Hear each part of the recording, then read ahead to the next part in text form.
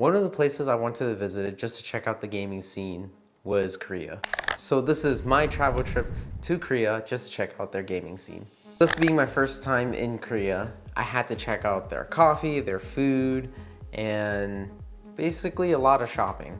So before I checked out the gaming scene in Korea, I never really checked much out. I didn't do a lot of research either, just because I did want to enjoy the trip a little bit more. And since I wanted to experience Korea for the first time, we tried out a bunch of different cafes. We did a lot of shopping there. I did even make my own custom shirt. My own custom Nike shirt was pretty cool. Got this cool patch on it and a cool back design. Coffee with the Nike symbol. We went to a couple of cool cafes, one being Mill's Toast. The atmosphere was really cool there. I had a great experience there. The toast was pretty good. I actually really liked it. I also did a couple of shopping, got my own Nike custom shirt, and before checking out some electronics stores just to see if they have any retro handhelds, we did visit some cat cafes. That was a really cool experience. And of course, in Korea, I had to try out the Korean barbecue, which was also really good. Now, the first place that I tried checking out Korea's video game scene would be the Lotte World Tower Mall. Now, that mall was really big, but there was only one department store relating to electronics. It was like a Korean version of Best Buy. It was called Hi-Mart. Now, Hi-Mart was pretty cool. There was a lot of different tech there, but not a lot of them related to gaming. The gaming aisle was very small. There were a couple of shelves that showed PS5 games, a couple of shelves that showed Nintendo Switch games, and then one small section of wall that showed Xbox games. And then there was a Pico VR headset. So it was very small. There wasn't anything new that I saw that I liked either. And the pricing was a little bit more expensive or the same as the prices in America from what I've noticed. And that's pretty much all there was to that mall relating to gaming. One of the places I had to visit in Korea was the big Starfield library that I've seen online. It's located in the COEX Mall, and to be honest with you, it is a lot smaller in person. I didn't realize how small it was until I was there, and comparing it to the pictures I've seen online, the pictures made it so much bigger than I thought it was. That library was pretty much not a library, it was like half of it. The other side of that library was mainly just other department stores, so it was a lot more open. And then one side of it was the bookcase that you've seen online. And so that was a little bit disappointing. But I did see one of my favorite coffee shops. It was Preset Arabica. The first time I had that was in Kyoto, Japan, and I loved the coffee so much. So while I was in Korea, I had to get the grinds as well. So I bought out the grinds, and while waiting for that, I was hanging out on the RGLIX. Now, some other cafes I visited was this island dessert cafe. It was called Cheongsudong. These island desserts were really cool. They look like landscapes. So had to take a couple pictures there. Next was salt bread. There was these bakeries that sold these salty breads, really good. I had to try that out. And that day was also a day where I had to try out two things. One was the climbing park. Two was video game alley. I do like climbing. Bouldering was my thing for a bit, and then I took a long break. Now I'm back into it. So I had to try it out. I have climbed in Japan before, and climbing in Japan was much more difficult than it is in the States. So trying out climbing park in Korea was kind of like a new perspective for me. Climbing park gym is pretty small, still looks clean. What I've noticed when I was in Korea was English isn't spoken as much as it is in Japan.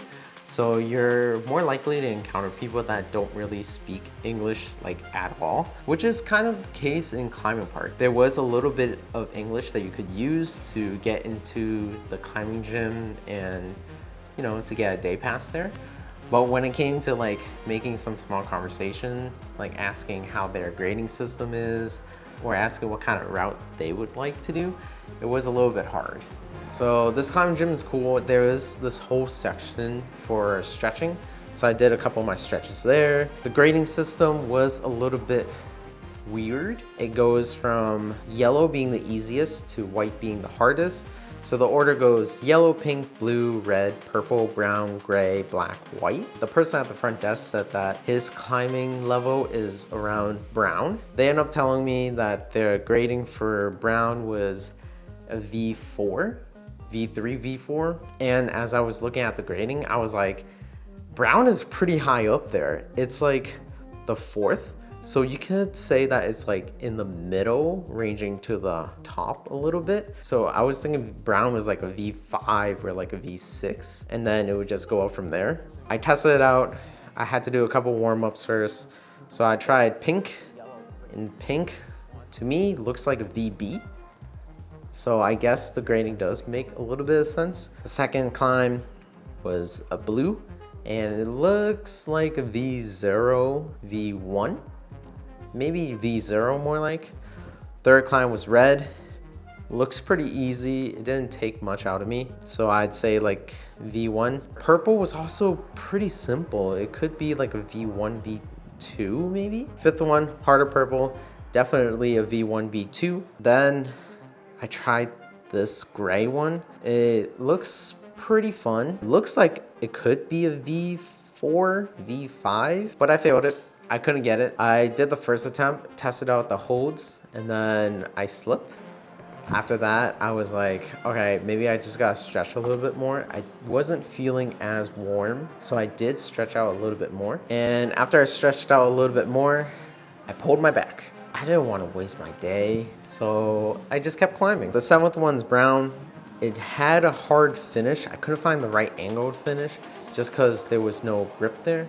Using my thumb, trying to push it up there and like hold it at a weird angle, it just didn't work out for me. But the start, middle, close to the end was very easy.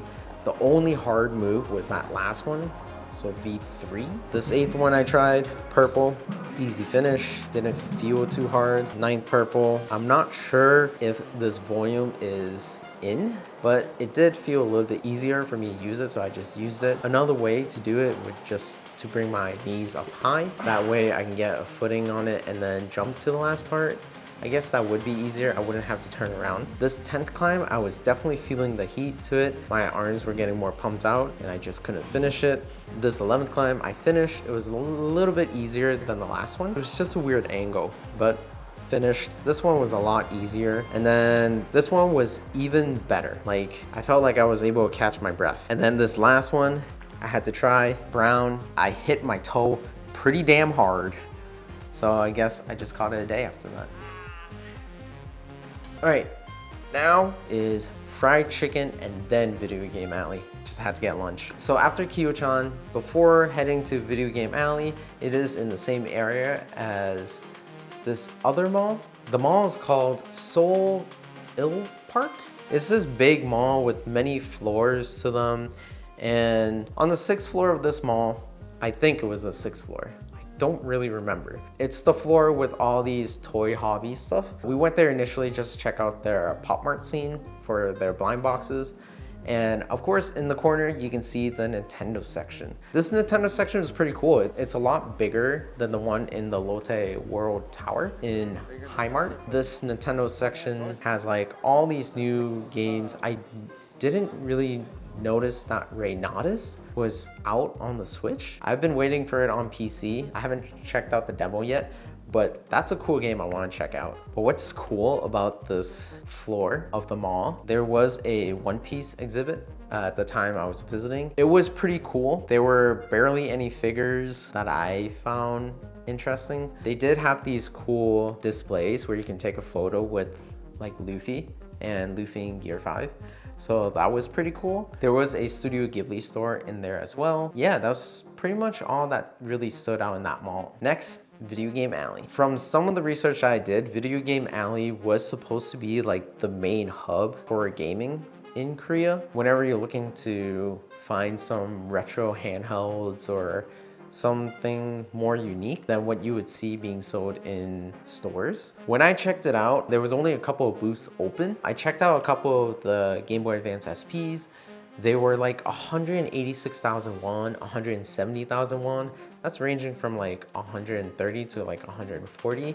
I did see a couple on eBay in America around $80 to like to a close mint one for like 160. So the prices were a little bit similar. So compared to Japan, I really didn't like the prices in Korea.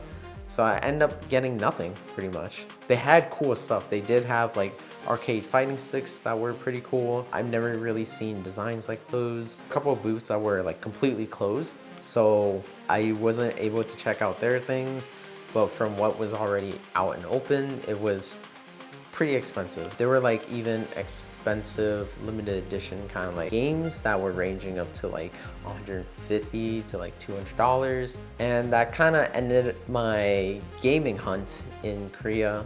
Everything was just priced pretty high or close to the same as in America. And I just ended up not getting anything. 2 out of 10.